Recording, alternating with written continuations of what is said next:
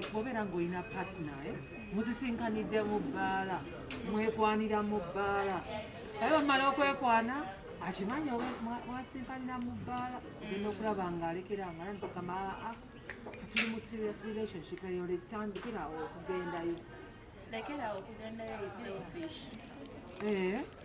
Lekerawo okugendayo is selfish. mpulira Me, I believe it can be Kendeza. Because now I'm in a relationship, I have somewhere that I can spend my other time. We can have fun together, why not? Instead of me going out with the girls every single weekend, maybe I can be with you for the weekend. We can have fun, we can play games. It's not always about badminton.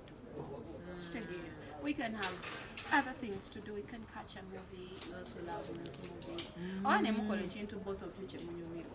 That is the thing that misses out in some relationships. And it's all about talking about love, talking about this. Those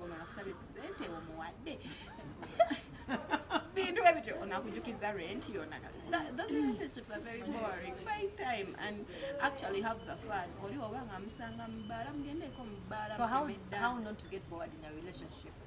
That's the games. Like, if you don't want to get bored in a relationship, you're not supposed to, like, you're not supposed to routine.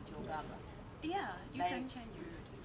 Today, ekifo ky'okugenda n'eddodo njakumukubira mwembi why don't we? And for females, it's not always the guy that is going to ask you to. You can also initiate stuff. initiating nga olina okukweka sawa ate dashidongo byagala ebyo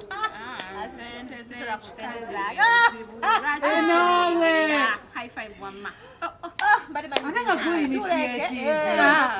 nkugulira ekirabo kya birthday ku Valentine ebirabo era musiipinzeewo maama ajazisasula ndeka initiative binandeka sente zange sizikwatako naye bane Caroline Mukama yakwata Adamu namuwayivu namugaalabirira omukyala kwekambala omukyala aliwo okuweebwa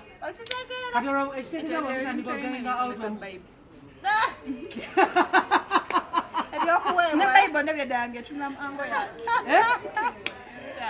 kati now since we are here nga neero nga ogamba mbuno honey wanaza kusend out with the girls. You need to give your woman money. You have to.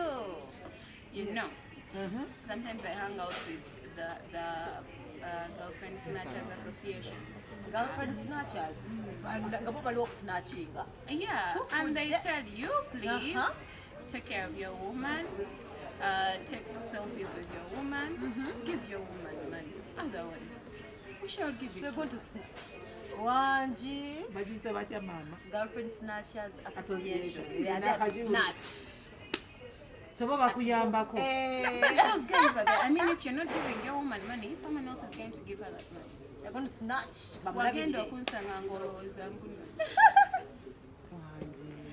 I keep telling guys, my guy friends, if your woman is looking nice and you're not part of that budget, someone is taking care of that. Someone else. Oh yeah.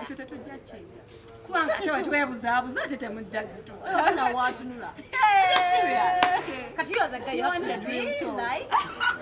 Yeah, you have it. Oh, you know what was no gamba? I have hair of 250,000. I plate it every after 2 weeks. I change clothes every time. Whenever we're going out on a date, I have new attires. And you're telling me. And you're comfortable. We are working hard. Spending.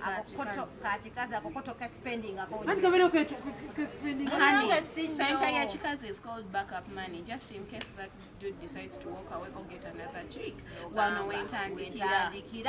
Shegeza bali batuufu watulina sente tokwana because bakugamba bina, you don't even have to erect. Naturally toyima. You see, these things are from way back. Let me tell you, You know our problem, eh? Mbu waliwo agambye wano agambye mbuno naye Caroline Mako oyagala sente bannange. Nze sijja kwegaana. I love money because everybody loves money. The more mweyongera okubeerayo nze I am a realist. Everybody who knows me I am a realist. A spoon, jagiyita spoon okusanga ng'ofuka ku kkubo nja kujja gaye bino wafuse ku kkubo. I love money. All of us we love money. Who doesn't want to? Even may I ask one more question? Who doesn't love money? Ani ambuziza mu demo. Lydia. Aliwa. Lydia, Lydia, you don't want to go for vacations. Lydia, you don't want those vacations. You don't want to be given flowers. You don't want to be given flowers. You don't want anyone to call you and tell you Eleta Manyachi. You don't want. Before you ask, random call. Eleta Manyachi. Manyachi. No wabanga manyi gambuze. Mpulira. You're joking. Baby, mpoze Eleta Manyachi. Mpulira. Kati gwe omuwaddi. Because now obeera olina Omuwachi. Sibitegeera. Wanji. Maybe if we're out and you don't have change and I need to give the askari a tip or the waitress a tip, those are small monies I can do. If we're buying something, What do you call small? To get some shopping, or this cash, Yeah. Those things. If it is your birthday, I'm going to make sure I spend on you and make it lavish. If it is Richie Valentine, yeah. And any other day that I feel like naye mumanyi ate ozibabanja ensende namutandika nozibalangira netwali mu supermarket nikuwa mitwalo 10 tonnagimba amasukyo mwami kizito that is the beauty of a relationship.